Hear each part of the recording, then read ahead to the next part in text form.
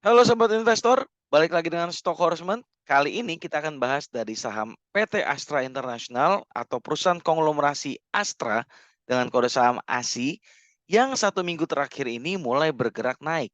Nah, apakah ini pertanda bahwa saham Astra International akan comeback di 2023? Seperti yang kita tahu bahwa dalam 1 tahun terakhir saham Astra sudah terkoreksi sekitar 10%-an. Tapi yang menarik adalah di 1 minggu terakhir April ini, saham Astra bergerak cukup baik, yaitu sudah naik sebanyak 5% gitu. Nah, apakah saham ini akan comeback di 2023? Apakah kesuksesan di 2022 yang harganya sempat 7 ribuan bisa terulang di 2023? Oke, kita akan lihat dari analisa laporan tahunannya, performa grupnya seperti apa, dan prospek saham ASI di tahun 2023. Oke, kalau kita lihat saham Astra International ini 1 minggu terakhir naik 5,04% atau 300 poin. Berarti sebelumnya itu ada di harga 5.950 ini di tanggal 10 April. Sekarang sudah 14 April naik 6.250. Kenaikannya cukup signifikan. Kalau teman-teman lihat di 1 tahun ini bahkan koreksi 10% gitu. Jadi harapannya bisa comeback lagi mungkin sampai ke angka 7.000. Ini saham sangat berpotensi ya. Kita mau lihat untuk company overview-nya seperti apa. Company overview-nya adalah Astra berdiri di Jakarta tahun 1957. Kalau teman-teman browsing pendirinya ada William Suryadijaya.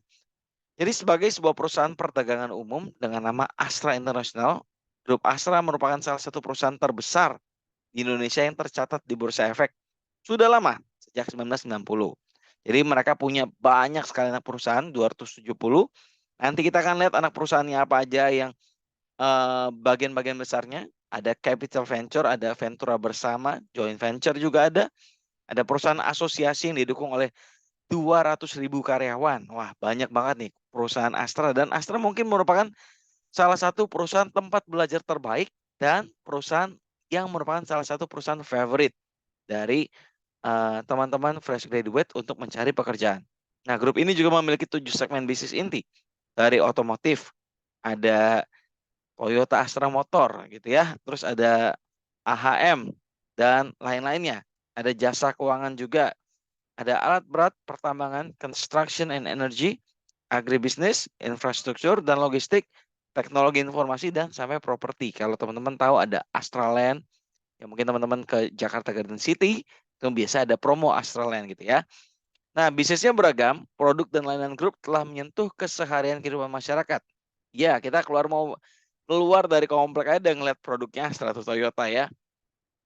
Sama motor Honda, apalagi Beat gitu ya. Dari sepeda motor dan mobil, jalan tol, percetakan, layanan digital, layanan pembiayaan, financing, and insurance. Melalui grup, pelanggan dapat memperoleh berbagai kendaraan pribadi, komersil, alat berat, logistik, terus ada sistem teknologi informasi, mining services. Grup mengekspor berbagai produknya, termasuk minyak kelapa sawit, batu bara, kendaraan bermotor, sehingga dapat turut berkontribusi dan dalam menyumbangkan devisa bagi negara. Untuk berkontribusi pada upaya global, Astra telah membuat kerangka berkelanjutan sampai 2030 untuk Sustainability Report. Aspirasi ini memandu penyelenggaraan transisi Astra menjadi sebuah usaha yang berkelanjutan pada 2030 dan seterusnya. Astra berkontribusi pada kekuatan dan daya tahan perekonomian Indonesia, mendukung inklusivitas dan kesejahteraan. Astra memiliki rekam jejak yang kuat dalam hal kontribusi sosial melalui 4 pilar: kesehatan, pendidikan, lingkungan, kewirausahaan. Dan 9 fondasi yang mendukung pertumbuhan ekonomi Indonesia dan membantu pembentukan masyarakat yang lebih inklusif dan sejahtera. Astra perusahaan sudah lama banget berdiri, jadi menurut saya ini salah satu perusahaan yang berpotensi banget. Ya, kita akan lihat dimiliki oleh siapa Astra ini. Ya, dulu kan ada pemiliknya Surya Dijaya Group gitu ya. Kalau sekarang sudah berbeda. Jadi shareholdernya 50,11% ada di Jardine Cycle and Carriage Limited. Terus kepemilikan masyarakatnya dalam hal ini cukup besar. Almost 50%. 49,89%. Gitu ya. Director dan komisionernya ada yang punya juga nih. Suparno Jasmine punya 2,47 miliar saham Astra. Johannes Lohman, Gideon Hasan, Henry Tanoto. Ini untuk Director and Commissioner. Ini Director semua kalau dilihat ya. Board of Director-nya nih ada Joni Bunarto Condro, ada Chiu Shin Hyuk, Jonas Loman, Gideon Hasan, Gita Tiffany, FXL Kesuma, dan lain-lainnya. Ini juga Board of Commissioner. Nah, yang menarik adalah salah satu Board of Commissioner mungkin merupakan juga shareholders dari Astra ini. Cuma nominalnya memang nggak terdata gitu ya. Oke, kalau kita lihat dari Astra International sendiri, Astra International sendiri ini banyak grup gitu ya. Dari otomotif, kita bisa lihat ada Toyota, Lexus, Daihatsu, Isuzu, UD Trucks, Peugeot, BMW, ada Honda, Astra Auto Parts, yang kalau teman-teman auto gitu ya, Astra World, Astra Digital Nasional, Mobilitas Digital Indonesia juga ada gitu.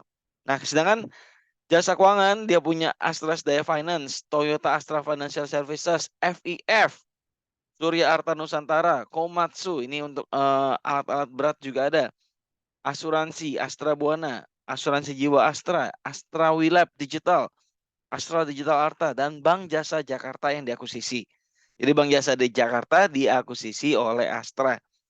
Untuk alat beratnya, wah mereka juga banyak banget nih. Alat berat kayak kita tahu UNTR dividennya juga udah gila-gilaan. Dan kalau kita aware juga di tahun kemarin ini UNTR nih salah satu bisnis yang terdampak oleh kenaikan batubara. Jadi karena batubara significantly naik, sewa alat berat pun sampai naik juga. Bahkan ada beberapa sumber director batubara bilang kita mau sewa alat berat nih sampai ngantri gitu karena susah sewanya karena alat beratnya udah terbatas karena dipakai terus penggalian banyak banget gitu ya.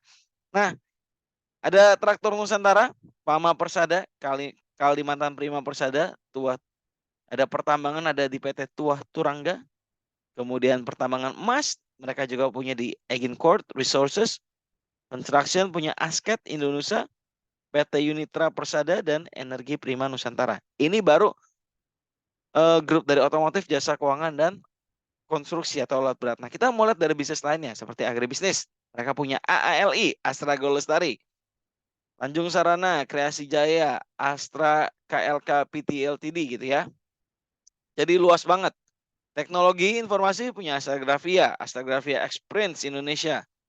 Untuk kantor, Astragrafia Information Technology, properti, Menara Astra, Samadista Karya, Astari Marga Sarana, Brahmayasa, Bahtera, Astra Modern Land. Ini yang ada di Modern Land. Ada Award Global Infinity, Astra Land Indonesia, dan infrastruktur. Mereka punya tol juga.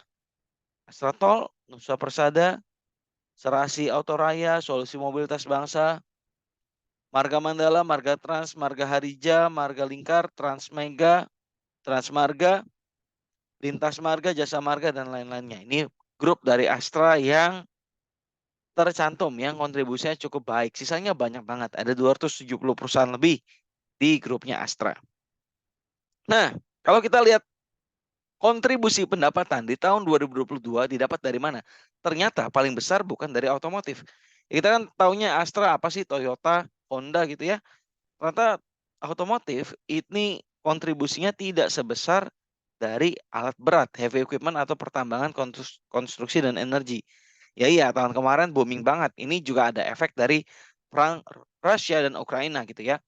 Jadi significantly banget naiknya sampai 56% dari 79 T ke 123 gitu ya. Jadi significantly banget. Ini dari 79 ke 123. Sedangkan otomotif kenaikannya hanya 25%. Dari 95 ke 119.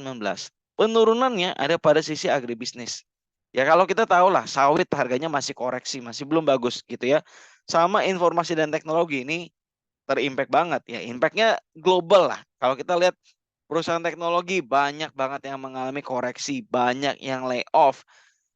Terus juga banyak ya kayak kalau kita lihat Silicon Valley Bank itu juga kolaps salah satunya karena banyak perusahaan teknologi yang terdampak yang merupakan klien mereka sehingga pas ada penarikan dana besar-besaran, kebijakan investasi yang salah sehingga turun. Tapi kita nggak mau melebar, jadi kita akan bahas bahwa secara year on year 2021 dan 2022 kenaikan paling besar ada di sektor alat berat, pertambangan, dan konstruksi energi. Yang keduanya baru otomotif kenaikan juga. Terus kemudian ada di properti dan infrastruktur dan logistik. Totalnya mereka naik 29% year on year dari 233 ke 301 gitu ya. Oke, ini dari sisi pendapatan bersih mereka. Ini tentu belum dikurang dari variabel-variabel lain. Oke, nah ini variabel lainnya. Tadi kita udah lihat nih, ini 301.379, ini 301.379 dalam satuan miliar gitu ya. Jadi 301.379 ini kalau dilihat dikurang sehingga laba tahun berjalannya ada di 40.420 M. Nah, kalau untuk pemilik entitas induk nih ada di 28,944. Oke. Jadi perubahannya naik sekitar 43% untuk pemilik entitas induk. Laba tahun berjalannya juga bagus, mereka ada penghasilan bunganya mungkin yang berkurang, mereka untung di selisih kurs cukup banyak dari 57 miliar ke 188 miliar atau 230%. Lain-lainnya juga untung cukup banyak 525%. Nah, ruginya ada di Goto nih. Goto sama Hill, mereka masih ada penyusunan investasi karena mengalami kerugian ya. Oke, nanti kita akan bahas tentang strategi investasi dari Astra sendiri. Kalau kita lihat harga Astra ini per kemarin, per tanggal lalu ya, kalau sekarang tanggal 14 mungkin tanggal 13 ya, kita lihat bahwa Astra nih ada di harga 6.250 atau naik 2,88%. Harganya mulai naik signifikan. Kalau sehari 2% sih cukup signifikan ya. Kalau setahun 2%, nah itu baru pelan tuh. Ya karena apa Astra nggak naik tinggi-tinggi karena mereka bukan saham gorengan yang sehari bisa naik 20%, 15%. Ya Astra ini beda gitu karena fundamentalnya cukup bagus. Nah kita mau lihat fundamentalnya seperti apa, laporan keuangannya seperti apa di penjelasan berikut. Oke, kalau dilihat dari 2018, 2019, 2020, 2021, dan 2022, dalam 5 tahun terakhir, ya, ini kita lihat abaikan aja, di atasnya abaikan aja yang abu-abu ini, last 5 years ini ada salah sedikit. Oke, 2022 ekuitas dia bertambah 12% dibanding tahun 2021. Per tahun dari 2018 ke 2022 ekuitasnya bertambah nih. 8%, 5%, 11%, dan 12%. Artinya tertinggi ada di 2022. Net profit mereka sempat berkurang 26%. Ini terjadi karena ada COVID gitu ya, dan 2021 masih struggling, turun juga, persentasenya mungkin bisa keliru. Dan yang menarik adalah di tahun 2022 kenaikannya signifikan dan ini tertinggi dalam 5 tahun terakhir net profit yang mereka hasilkan. Oke, ROE-nya 16%, 15%, stabil di angka sekitar 10%-an gitu ya. Kalau di average 10 sampai ya di atas 10% bisa 12% gitu. Yang terakhir di 2022 ada 15,1%, meningkat signifikan dari 9% ROE di 2021. Kalau nilai stoknya juga tiap tahun bertambah nih dari 3.000 ke 3.800, 4.000 sempat. Ini secara PBV ya bertambah terus tiap tahunnya dan stok price-nya sempat angka 8.000 nih di tahun 2018 dengan kondisi PBV 2,43 nih ya. 8.000. Sekarang 6.250 ya. Saya percaya Astra pasti bisa lagi ke angka 8.000-an selama fundamentalnya terjaga dengan baik. Kalau kita lihat justru tahun 2022 PBV Astra ini merupakan PBV yang paling murah dari 5 tahun terakhir. Kalau kita lihat PBV-nya cuma 1,32 yang rata-rata Astra PBV-nya mungkin ada di angka 1,8 atau 1,9 gitu. Secara EPS mereka juga naik signifikan yaitu 715 untuk tahun 2022. Penurunannya ada di 2020 dan 2021. Secara PER pendapatan harga dibanding pendapatan price to earning ratio ini yang paling murah ya tetap masih ada di tahun 2022. Astra ini masih kategori murah dilihat dari rata-rata 5 tahun terakhir bisa dibilang ini murah. Oke, jadi Astra di 6250 kalau PBV dia masuk ke 1,9 bisa naik lagi. atau itu bisa angka 7 ribuan gitu ya. Jadi yang pegang Astra santai aja, nggak usah terlalu worry, perusahaan ini juga bagus. Kalau memang lagi turun seasonal aja, boleh dipertimbangkan juga buat ambil posisi lagi, buat isi lagi. Atau kalau misalkan ada ketemu emiten lain yang lebih signifikan ya bisa dialihkan. Cuma so far Astra sih cukup aman ya. Jadi growth-nya Anda nggak bisa expect significantly banget. Kita lihat juga bisnisnya, apalagi kondisi electronic vehicle mungkin akan berdampak kalau Astra telat dalam mengambil langkah strategis mengoptimalkan electronic vehicle. Electronic vehicle ini jadi dilema. Terlalu signifikan juga investasinya mungkin return-nya belum terlihat, nggak dikejar juga bisa ketinggalan sama kompetitor. Kalau dikejar pun infrastrukturnya mereka harus persiapin, butuh modal besar, kalau nggak dikejar ketinggalan. Jadi ini yang harus jadi concern dari Astra. Oke, kalau teman-teman mau beli di harga 6 ribuan itu udah menurut saya murah. Kalau bisa dapat di bawah itu, which is very good. Kalau dapat di bawah lagi ambil posisi aja. Ini harganya mungkin bisa kalau diambil PBV rata-ratanya di 1,7-an. Ini bisa sampai 7.000 gitu ya di tahun ini. Estimasinya tahun ini sampai 7.000 ya cukup banyak kenaikannya. Jadi dilihat aja, dibuktikan apakah argumentasi saya terbukti benar atau enggak. Gitu ya. Karena dilihat dari EPS-nya aja 715 sudah bagus nih. 715 ini lebih dari 10% kalau dibanding 6250 gitu dari earning per share-nya. Oke, kalau kita lihat ekspansinya seperti apa.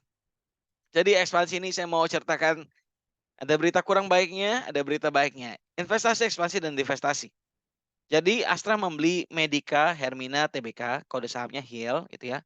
Growth-nya cukup bagus 1 minggu terakhir ini. Astra membeli 7,45% saham pada bulan Februari. Dan Februari juga ada perusahaan patungan dengan Hong Kong Land mendirikan Logos untuk gudang logistik modern di Indonesia. Maret April, grup juga meningkatkan investasi sayur box. Ini nanti di berita berikutnya ada update tentang sayur box. Sayur box ini ya cukup terkendala dari segi e-commerce gitu ya. Ya coba saya tanya sama Bapak Ibu sekalian yang audiens yang nonton nih, teman-teman sobat investor, berapa banyak yang pakai sayur box gitu ya dari yang nonton? Adakah yang masih pakai sayur box? Adakah yang enggak? Gimana reviewnya? Coba sharing di kolom komen. Kira-kira aman nggak? Enak nggak pakai sayur box? Reviewnya seperti apa? Oke, sehingga total investasi menjadi 13,6 juta US dollar dan mapan. Platform perdagangan sosial berbasis komunitas digital, investasinya menjadi 5,4 juta. Jadi Astra ini cukup gencar untuk investasi di e-commerce. Nah, sayangnya 2022 kemarin iklim e-commerce belum sebagus yang diharapkan atau bisa dikatakan iklimnya lagi iklim kurang bagus gitu ya. Buktinya kayak China Impact yang sektor-sektor teknologi di reksadana, wah itu koreksinya dalam. Di bulan Juni ada memimpin penggalangan dengan dana dengan Paxel, unit bisnis logistik. Paxel dulu saya sempat gunain beberapa kali doang, sisanya ya masih balik lagi ke yang general lah, ada JNT, JNE dan sebagainya. Jadi ya saya nggak tahu berapa banyak atau berapa lama Paxel bisa bertahan dengan proposition yang harus diinovasikan agar dirasakan impactful dari Paxel ini. Nggak cuma kayak biasa, nggak cuma perubahan yang sedikit, tapi harus signifikan. Oke, bulan Juli, UT United Tractor mengumumkan pembelian saham jadi buyback sampai 5 triliun, grup mendirikan mobilitas digital Indonesia, perusahaan 50-50 dengan Toyota Motor Asia Pacific, menyediakan jasa penyewaan kendaraan komersil dan dengan lengkap. Agustus, mereka investasi di Arcora Hydro. Ya ini saya belum cek Arcora Hydro apa, perusahaan publik fokus pembangkit listrik menggunakan tenaga air 31,49%. September ada akuisisi 49,56% saham Bank Jasa Jakarta. Bank akan dikendalikan oleh grup bersama Willab Sky Limited dan juga selanjutnya berencana untuk menjadikan BJJ sebagai bank digital di Indonesia. Oke, di pembahasan sebelumnya saya sempat bahas bank digital, ini cukup harus jadi concern juga. Bank digital kebanyakan bakar duit. Jadi banyak yang bank digital belum BEP sampai hari ini.